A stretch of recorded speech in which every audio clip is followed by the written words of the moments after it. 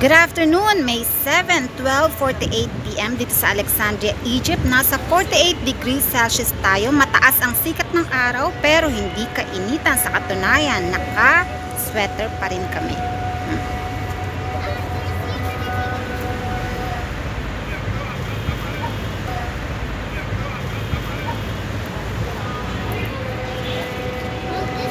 Today, magkakaroon tayo ng question and answer portion. Ang unang tanong, ayaw ba ng mga Egyptian ng aso? Maraming mga Egyptians ang ayaw mag-alaga ng aso, katulad ng maraming Pilipino na ayaw mag-alaga ng aso. Pero marami rin sa kanila ang nag-aalaga ng aso. Sa katunayan, mahilig sila sa mga asong may breed. Hindi totoo na forbidden mag-alaga ang mga Muslim ng aso, pero dahil kasi naniniwala sila na ang aso ay marumi dahil lagi nakamudmod ang nguso nito sa lupa. Kaya bawal ang aso sa lugar kung saan sila nagdarasal. Pero maraming mga Muslim ang nag-aalaga ng aso dito. Katunayan, kami, Muslim ang asawa ko at may aso kami. Isa pa sa mga dahilan kung bakit marami sa kanila ang ayaw mag-alaga ng aso dahil malaki ang responsibilidad ng pag-aalaga ng aso. Isipin nyo na lang, karamihan ng mga bahay dito ay nasa building. Kung dudumi o iiyang aso, kailangan ninyong dalhin sa baba ng building 2 beses araw-araw. Isa pa, magastos ang aso. Kailangan ninyong ipabaksin para kung makakagat, walang rabies. Kailangan rin ninyong iparegister para hindi kumpiskahin ng mga pulis. Kailangan rin ninyong ipa-check up kung magkasakit. Ayan, mga reasons kung bakit marami sa kanilang ayaw mag-alaga ng aso. Alamin nyo muna kung anong mga dahilan nila. Kung religious reason ba, kung financial reason, at kung ano-ano pang rason bago kayo mag-decide kung itutuloy nyo ba ang relasyon dahil hindi naman yan related sa relasyon ninyo. Mali ring i-conclude na dahil ayaw niya ng aso, masama na siyang tao. Alamin ninyo ang paniniwala, relihiyon, kultura bago kayo mag-isip ng kung ano-ano. Dahil ang importante ay ang pakikisama ninyo sa isang tao. Maraming nababago by time. Malay ninyo, sa susunod, magugustuhan niya na rin o papayag na rin siyang mag-alaga ng aso. It's by time. It's by relationship. Ayan. Huwag kayong basta-basta magdidesisyon. Next, anong ibig sabihin ng paghalik sa paa dito sa Arab countries? Ang ibig sabihin ay deep respect, deep love, and deep honor. Ginagawa ito ng mga anak sa kanilang mga magulang dahil sa mga sakripisyong binibigay at pagbibigay nito ng buhay sa kanila. Mostly, nangyayari ito kapag may ginawang kasalanan ng isang anak at pinatawad siya ng kanyang mga magulang. Ayan, time na yun talagang sobrang sorry sila, hinahalikan nila yung paa.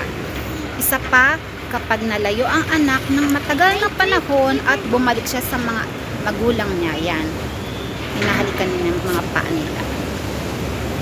Para sa kanila, kapag ginawa mo to sa mga ordinaryong tao, hindi sa'yo nagbigay ng sobra-sobrang sakripisyo, something wrong with them. Okay? Hindi to binibigay o hindi to ginagawa kung kani-kanina. Kapag may ibang tao na nagsabi sa kanila na halikan mo ang paa ko, lalong-lalo na yung kaaway nila, ito ay isang malaking insulto. Hindi nila yung basta-basta ginagawa. Next, single mom, nagtatanong kung normal lang ba na magustuhan siya ng isang Arab man at magustuhan din ang anak niyang babae. Ayan ang una niyang tanong. Pangalawa niyang tanong, marami ba talaga silang mag-asawa? Unang sagot, hindi yan normal. Kalibugan yan. Iwasan ninyo ang mga ganyang klaseng tao. Sisirain nila ang relasyon ninyo sa inyong mga anak o sa inyong pamilya. Pangalawang sagot, pwede silang mag-asawa ng hanggang 4. Pero alam nyo ba ang pag-aasawa ng 4, 2 o 3 ay may mga rules. Malaki ang problema ng pag-aasawa ng marami. Hindi lang financial, emotional, saka psychological. Nahihirapan sila. Kaya yung naririnig ninyo na pwede silang mag-asawa at marami sa kanila ang nag-aasawa ng 4, 3 o 2, konti na lang sa kanila ang gumagawa nun. Yung mga gumagawa nun, mga old-fashioned guys, at saka hindi makontento. Ang kalimitan nilang ginagawa, kung gusto nilang mag-asawa ulit, divorce. Ayon ang iniisip ng marami dito na tama. Dahil ang pag-aasawa ng marami ay malaking responsibilidad. Next, kahit ba may anak na, pwede pa rin nilang pakasalan? Yes naman! Example ako. Bago ako kinasal sa Egyptian kong asawa, meron akong 10 years old. Ngayon, ang anak ko, 16 na siya. At meron akong 2 anak sa Egyptian kong asawa. Isa pang example, yung kaibigan kong nasa Dubai na kinasal sa Egyptian. Pero may 2 na siyang teenagers, boy and girl. Pangatlong example, yung kaibigan ng kapatid ko na meron ng dalagang anak, pinangasawa pa rin ng Egyptian. Hindi lang sa mga Pilipina, sa kanila rin, sa kultura rin nila. Marami sa kanilang nag-aasawa ng single mom. Hindi ba na napakalaki rin ng populasyon nila? Nasa 110 million, kaya hindi imposible yung mga ganong senaryo. Next, bakit kailangan nilang mag-block kapag may mga misunderstanding? Ayan ang mga lalaking acting kids. Hindi mature, hindi seryoso, walang plano.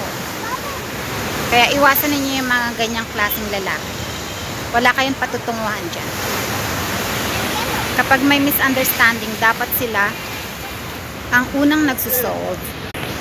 Lalo na, hindi pa kayo mag-asawa. Paano na lang kung mag-asawa kayo? Alam ninyo, ang lalaki dito, sila ang leader. Sila ang sinusunod. Kaya, kapag may nakilala kayong ganyang klaseng lalaki, binablock kayo kapag meron kayong problema. Nag-aaksaya kayo ng panahon. I-block ninyo yan forever. Palitan ninyo sila.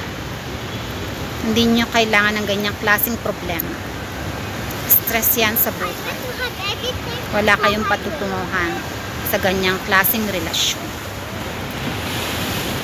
Ayan kung gusto ninyong makinig sa akin, kasi by experience, nasasabi ko sa inyo yung mga na-experience ko, yung mga alam ko. Pero, nasa sa inyo lahat kung anong gusto ninyong gawin sa buhay ninyo. Next na tanong, basahin ninyo. Dahil marami kayong matututunan sa tanong na to. Bakit kapag may okasyon, katulad ng Christmas, Eid, nawawala yung boyfriend niya, hindi niya makontak?